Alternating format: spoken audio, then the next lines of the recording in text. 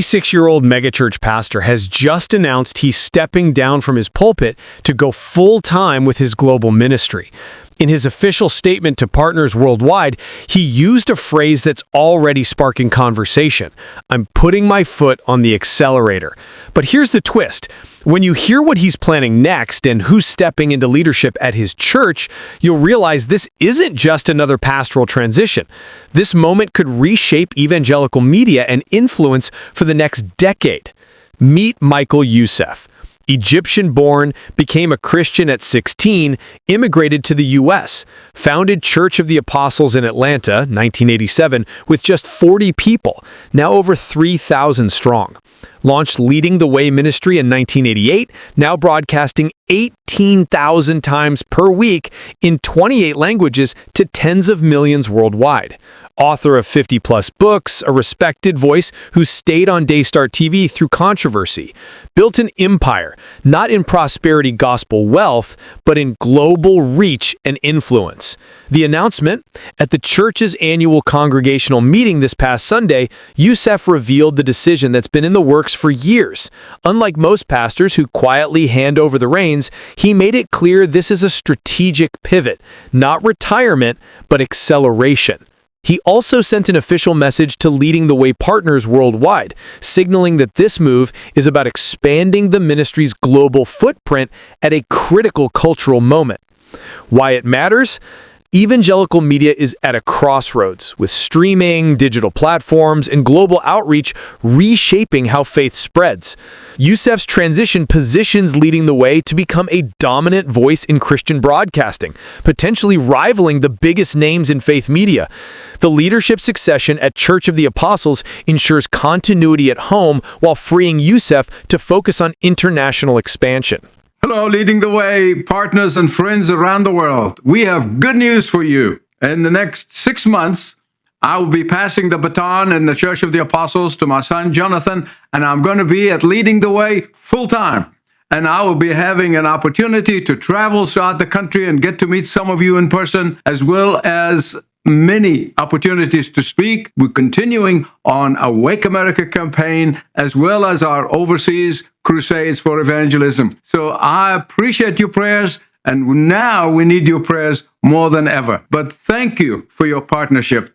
Both Elizabeth and I deeply appreciate what you have done in the past, what you will be doing in the future as we focus a great deal of time on Awake America.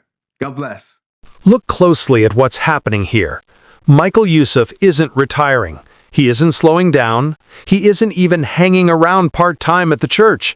At 76, he's going all in, doubling down on Leading the Way's global broadcasts, launching Awake America rallies across the nation, spearheading international evangelical crusades, and meeting partners face-to-face. And then came the post on X, formerly Twitter, that made it crystal clear. He wrote, "Next summer, I will step down as senior pastor as God raises up my son Jonathan to lead the Church of the Apostles Atlanta into its next stage of growth.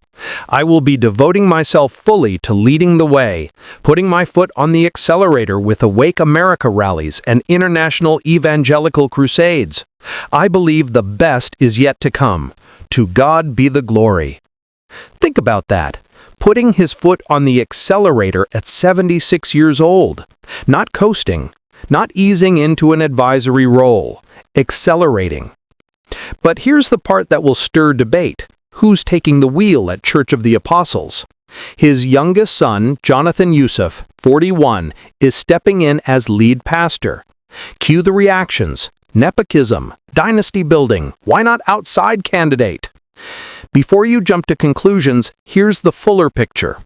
This transition wasn't improvised. It's been in motion for years, not months. Jonathan hasn't been a passive observer. He's been sharing the pulpit, preaching regularly, and being intentionally prepared for this role. And last month, Michael Youssef told the Christian Post something that reveals the heart of this move. "I'm seeing it even in our own church. The younger generation is into technology, and I'm bringing them into leadership now, not waiting until they get older. You have to carry the baton. You can't wait until we're gone. We don't want to be the generation with whom the gospel dies. This statement hits differently when you know the backstory. Michael Youssef became a Christian in Egypt in 1964 at just 16 years old, a decision that was anything but easy. Egypt in the 60s was hostile to Christian converts. Later, he lived through Lebanon's brutal civil war, witnessing firsthand what happens when the gospel isn't passed effectively to the next generation. So when he warns about not wanting to be the generation where the gospel dies, he's not speaking in abstractions. He's speaking from lived experience. Succession at Church of the Apostles. Does that automatically make the father-to-son succession the right move? That's for you to decide. But Jonathan Youssef wasn't randomly chosen because of his last name. This transition has been intentional, strategic, and years in the making. Jonathan has been preaching regularly, sharing the pulpit, and being groomed for this role. The timing. Why now? Here's where things get really interesting. Michael Youssef is choosing this moment, 2024 into 2025, to go all in on media ministry and Awake America rallies. Let's connect the dots. Massive election aftermath. The political and spiritual climate in America is charged. Awake America is framed as a prayer movement, but it's positioned right at the intersection of faith and culture. Christian media in flux. Daystar, where Youssef remains a prominent programmer, has been rocked by family drama and accusations. Trust in major Christian broadcasting networks is shaky. Global evangelism challenges.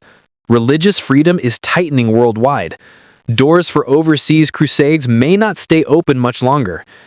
This isn't about work-life balance. It's strategic positioning. Local church ministry has a ceiling. 3,000 members at Church of the Apostles. Global media ministry doesn't. Leading the Way reaches tens of millions weekly in 28 languages. If you were a 76-year-old pastor who believes time is running out to reach the lost, where would you focus your energy? The Daystar question.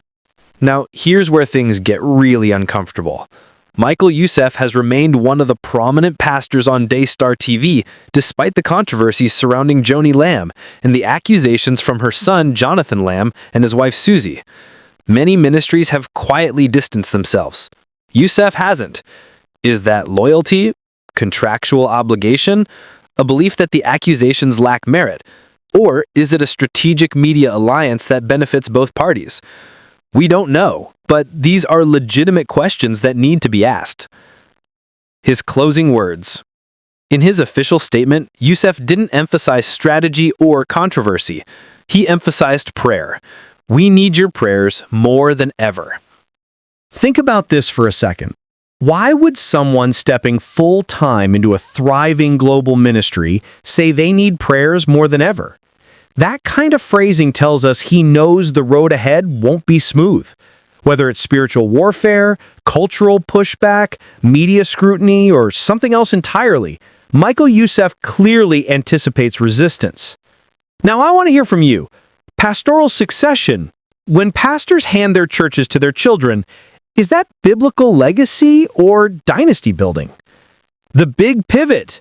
At 76, is Youssef right to go all in on media ministry, or should he have stayed anchored in local church leadership?